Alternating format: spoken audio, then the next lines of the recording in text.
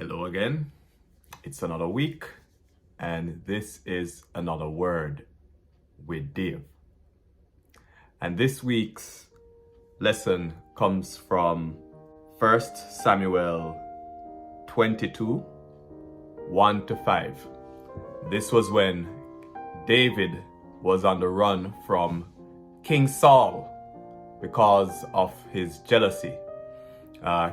David killed Goliath, and he started to become famous. And the King Saul, at the time, the first king of Israel, didn't like the idea that David was becoming so popular. So he was trying to kill David, and now David was on the run. So 1 Samuel 22, 1 to 5. David left Garth and escaped to the cave of Adullam. When his brothers and his father's household heard about it, they went down to him there. All those who were in distress or in debt or discontented gathered around him, and he became their leader.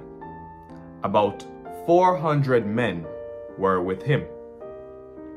From there, David went to Mizpah in Moab, and said to the king of Moab, "Would you let my father and mother come and stay with you until I learn what God will do for me?" So he left them with the king of Moab, and they stayed with him as long as David was in the stronghold.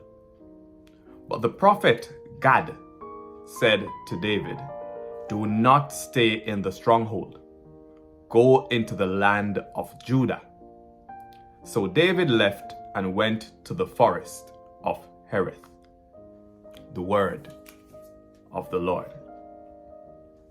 And the topic for today is, let the Lord be your guide.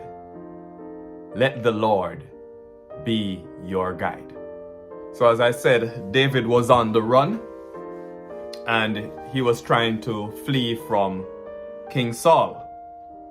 There are a couple of things that we can notice that David did in these first couple of verses. So David cared for the lowly. David cared for the lowly. We see in verse 2, it says, all those who were in distress or in debt or discontented gathered around him, and he became their leader. So David cared for the lowly people.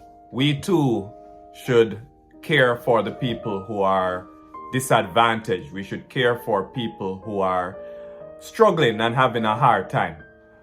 If we can do something to help someone, we should try to help them. David also waited on the Lord. He waited on the word of the Lord. So he said in verse 3, "Would you let my father and mother come and stay with you until I learn what God will do for me?" So he waited, and then he heard from the prophet Gad that he should not stay there, he should go. So we too should also wait on the Lord. There's a verse that said, "They that wait on the Lord shall renew their strength." Yes, we too should wait on the Lord. Another thing that David did was David cried out to God during these times. So when we are going through tough times, we should also cry out to God. Now, it's not in these verses, but it was during these times when David wrote, for example, Psalm 52. Psalm 52 verse 9 says, "I will praise you forever for what you have done.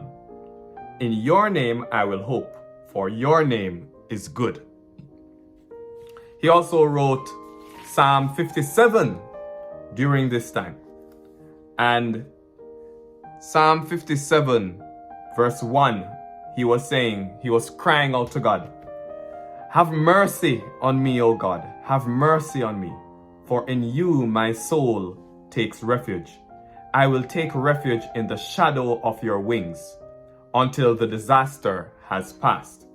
And Psalm 57 verse 7 says, my heart is steadfast, O God. My heart is steadfast. I will sing and make music. So even though he was crying out to God, he was still bringing out that joy in his heart. And another psalm that David wrote during this time was Psalm 142. And Psalm 142 verse 1, it says, I cry aloud to the Lord. I lift up my voice to the Lord for mercy. So yes, we too should cry out to God if we are going through tough seasons, and he will hear and answer us. Amen.